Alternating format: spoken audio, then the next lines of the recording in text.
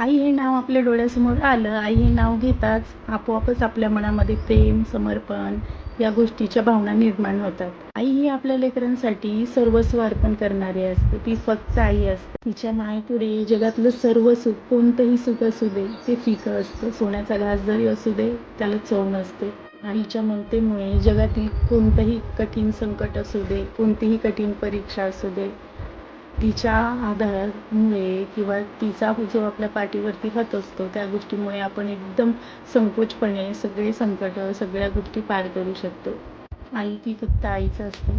आई म्हणजे मंदिराचा उंच कळस, आई म्हणजे अन्नातील पवित्र तुळस, आई म्हणजे भजनात गुणगुणावी अशी सुंदर संतवाणी, वाळवंटात प्यावं असं ते थंड पाणी म्हणजे आई. आज मदर्स डे आहे, तर प्रत्येकाच्या आईला माझ्याकडनं मदर्स डेच्या म्हणजेच आई दिनाच्या खूप खूप खूप खूप मातृदिनाच्या शुभेच्छा. जसं की मला वाटतं आपण एक दिवस आईला स्पेशल करण्यापेक्षा आपण रोज आपल्या आईला किंमत द्यायला पाहिजे. देवानंतर आपल्या आईला पूजायला पाहिजे. एकदा ना एका व्यक्तीने स्वामी विवेकानंदांना एक प्रश्न विचारला की स्वामी, जगात आईची महती एवढी गुणगान गायलं जातं, आईचं महत्त्व एवढं सांगितलं जातं, तेवढं पित्याचं का बरं नाही सांगितलं जात? माते इतकाच पिता इतका महत्त्वाचा असून सुद्धा पित्याला का बरं फारसे महत्त्व दिले जात नाही? याचा कृपया उलगडा करावा असं त्या माणसाने म्हटलं. स्वामी ना यावरती काहीच बोलले नाही. का बरं?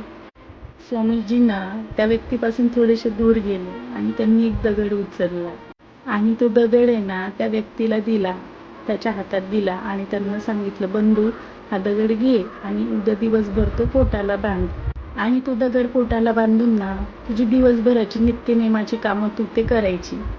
ओके, तुला मग दिवसभरामध्ये तो दगड पोटाला बांधून सगळी कामं केल्याच्या नंतर ती गोष्ट समजून जाईल. आणि दुसऱ्या दिवशीची पहाट होताच तो व्यक्ती स्वामींजीकडे ओरडत आला, स्वामींजी माझी कंबर दुखतीये, माझं पोट दुखतंय, तुम्हाला एक प्रश्न काय विचारला, तुम्ही त्याचं असं उत्तर का दिलं मला, असा उपाय का दिला मला? तो म्हणाला, मी एकदम सिंपल तुम्हाला प्रश्न विचारला, तुम्ही त्याचं असं विचित्र उत्तर दिलं. सकाळपासून माझी कंबर दुखते, पोट दुखतंय, मला त्रास होतोय, मला नेमकं सांगा तुम्ही मला असं उत्तर का दिलं? तेव्हा स्वामींनी एक मंद आणि स्मित हास्य केलं आणि त्या व्यक्तीला म्हणाले, बंधू तुझ्या प्रश्नाचं उत्तर तुला भेटलं नाही का अजून? असं स्वामी म्हणाले. अरे जिने 9 महिने तुला त्या पोटात वाढवले, तुला घेऊन सगळीकडे फिरली ती, तेव्हा तिला त्या गोष्टीचा पण मात्रही त्रास झाला नाही आणि तुला एका दिवसात थोडंसं ओझं पोटाला बांधून फिरला, एवढा त्रास झाला. म्हणून स्वामी म्हणतात की आईची महती ही तिन्ही लोकी आहे. बरोबर आहे. आईची महती आजच्या जगात त्या गोष्टीमुळे, आईची किंमत कोणत्याच गोष्टीला येत नाही. आईची सर ही कोणाशीही तुलना केली जात नाही. त्यामुळं आईला एवढं महत्त्व आहे. त्यामुळेच म्हणतात स्वामी तिन्ही जगाचा आई विना भिकारी, आई माझे सारं, आई माझे मांगल्याचे मार, अमृताची धार आई माझी, प्रीतीचे माहेर मांगल्याचे सार आई माझी, स्वामी तिन्ही जगाचा आई विना भिकारी. मला सांगायचं एवढंच तात्पर्य होतं, आई एवढंच बापाला महत्त्व दिलं जातं, आई एवढंच बाप पण महत्त्वाचा असतो. पण आईची महती काही वेगळीच आहे. आईला जगामध्ये देवाच्या वरती स्थान दिलेले, आईची सर ही कोणालाच येत नाही. बरोबर आहे का नाही? आपण आई सोडून दुसरं कोणाला आई बोलूही शकत नाही.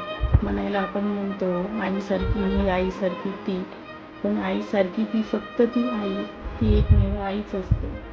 आपल्या मुलीच्या, आपल्या मुलांच्या सुखापदरात घालणारी, जीवापाड स्वतःपेक्षा जास्त निस्वार्थ प्रेम करणारी ही फक्त आईच असते. आई हवी असती सोबत पहिल्यांदा आई हाक मारताना, तिचं दूध धरून शाळेत पहिलं पाऊल टाकताना, शाळेतलं ते पहिलं बक्षीस देताना आई हवी असते आपल्याला सोबत. तारुण्यात पाऊल टाकताना आणि प्रेमाची पहिली पाऊले फुलताना, लग्नासाठी बाहुल्यावर चढताना आई हवी असते सोबत. संसाराची हितगुज सांगायला, पहिल्या आई होण्याची लगबग सांगायला आणि आपल्या बाळाला जन्म देताना आणि त्याच बाळाने पहिल्यांदा आपल्याला आई म्हणताना, याच आईचं आई पण समजून घेण्यासाठी त्या प्रत्येक क्षणात आपल्याला आई हवी असते, आई हवी असते.